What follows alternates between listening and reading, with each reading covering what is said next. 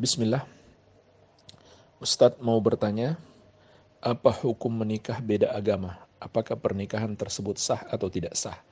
Dari Haikal di Gorontalo.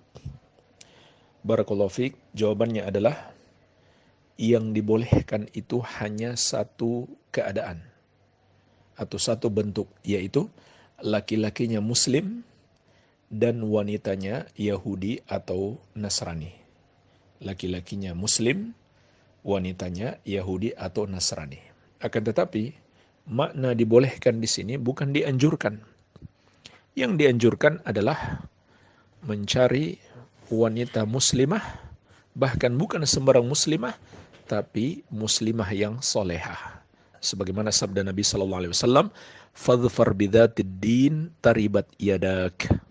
Pilihlah yang baik agamanya, maka engkau akan beruntung. Jadi dibolehkannya laki-laki muslim menikahi wanita Yahudi atau Nasrani bukan sebuah anjuran, tapi dibolehkan. Apa hikmahnya dibolehkan? Karena laki-laki adalah pemimpin keluarga, diharapkan dia bisa membimbing istrinya menjadi muslimah. Oleh karena itu, kalau misalkan dia sendiri masih perlu bimbingan, tidak kuat ilmu dan imannya, maka tentu tidak dibolehkan. Bukannya dia yang membimbing, malah nanti dia yang na'udzubillah murtad keluar dari Islam. Dan ini terjadi.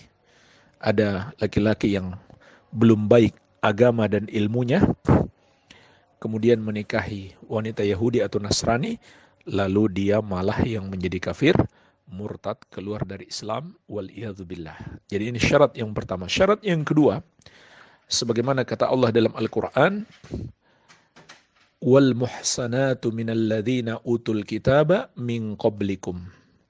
Dibolehkan bagi kalian untuk menikahi wanita yang menjaga kesucian diri dari kalangan ahlul kitab. Jadi dia harus wanita yang menjaga kesucian diri. Maksudnya apa? Dia bukan pezina. Dan subhanallah, di negeri-negeri ahlul kitab hari ini hampir kita tidak temukan wanita ahlul kitab yang bukan pezina. Karena bagi mereka hubungan sebelum pernikahan itu hal yang biasa. Itu hal yang biasa saja. Anak-anak muda mereka menganggap malah orang yang belum berhubungan dengan pacarnya sebelum menikah itu anak muda yang kampungan. Ini fakta di negeri-negeri ahlul kitab hari ini. Jadi harus lebih hati-hati lagi. Karena syaratnya, kata Allah, dia adalah wanita yang menjaga kesucian diri, yaitu bukan seorang wanita pezina. Ya. Kemudian, syarat yang lain juga, seorang suami itu harus dia memastikan kelak anak-anaknya adalah muslim dan muslimah. Tidak boleh kemudian mereka bagi-bagi anak, ada yang ikut ayahnya, ada yang ikut ibunya, tidak. Dan tidak boleh dia biarkan kalau misalkan ibunya mengajari anaknya kekufuran dan kesyirikan, tidak boleh. Jadi dia harus jamin semua anak-anaknya menjadi muslim dan muslimah. Di samping dia juga tentu harus mengajak istrinya terus mengajarkan kepadanya agama Islam agar dia mendapatkan hidayah, bertobat kepada Allah Azza wa Jalla. Iya. Baik, ini satu-satunya yang dibolehkan, laki-lakinya Muslim dan wanitanya Yahudi dan Nasrani. Ada sebagian orang Yahudi dan Nasrani mereka protes.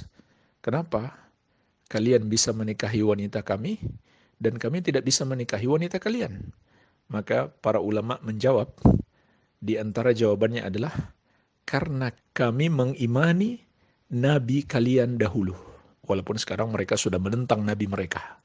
Kalau seandainya mereka tidak menentang nabi mereka, seharusnya mereka masuk Islam. Karena para nabi mereka telah mengajarkan kepada mereka untuk masuk ke dalam agama Islam. Maka kita umat Islam mengimani nabi terdahulu seluruhnya.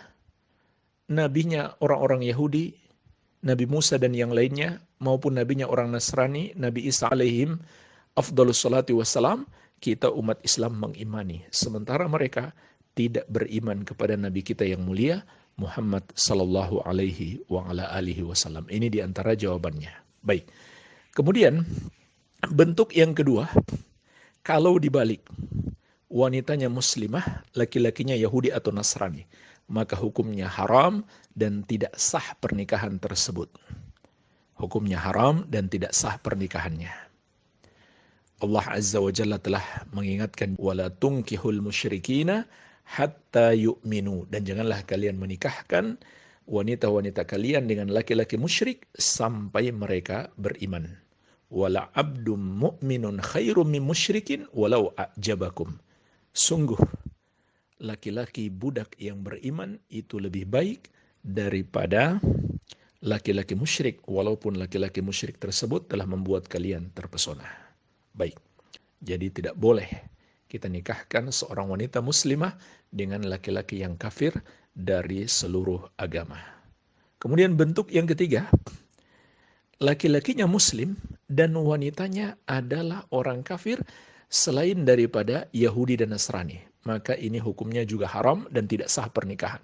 Seperti Hindu-Buddha, atau Konghucu, atau Kejawen, atau komunis, ateis, siapapun dia, apapun agamanya. Selain Yahudi dan Nasrani, maka tidak sah laki-laki muslim menikahinya, dan tentu hukumnya haram dan dosa besar. Allah Azza wa Jalla berfirman, wala tankihul musyrikati hatta yu'minna wala amatun mu'minatun khairum min musyrikatin walau a'jabatkum. Jangan kalian nikahi wanita-wanita musyrikah sampai ia beriman. Sesungguhnya seorang wanita budak yang beriman lebih baik daripada seorang wanita musyrikah. Walaupun wanita musyrikah tersebut telah membuat kalian terpesona. Kemudian, satu lagi jemaah sekalian, apabila seorang istri muslimah murtad, baik kepada agama Yahudi dan Nasrani, agamanya Ahlul Kitab, atau kepada selainnya, maka pernikahan menjadi rusak, menjadi tidak sah lagi. Ya. Jadi ini kondisinya beda dengan menikahi wanita yang pada asalnya Yahudi dan Nasrani. Kalau wanita muslimah itu murtad, keluar dari Islam kepada Yahudi dan Nasrani, itu tidak boleh dinikahi, atau yang sudah dinikahi maka batal pernikahannya berdasarkan kesepakatan ulama, tidak ada perbedaan pendapat. Iya. Demikian, wallahu taala a'lam.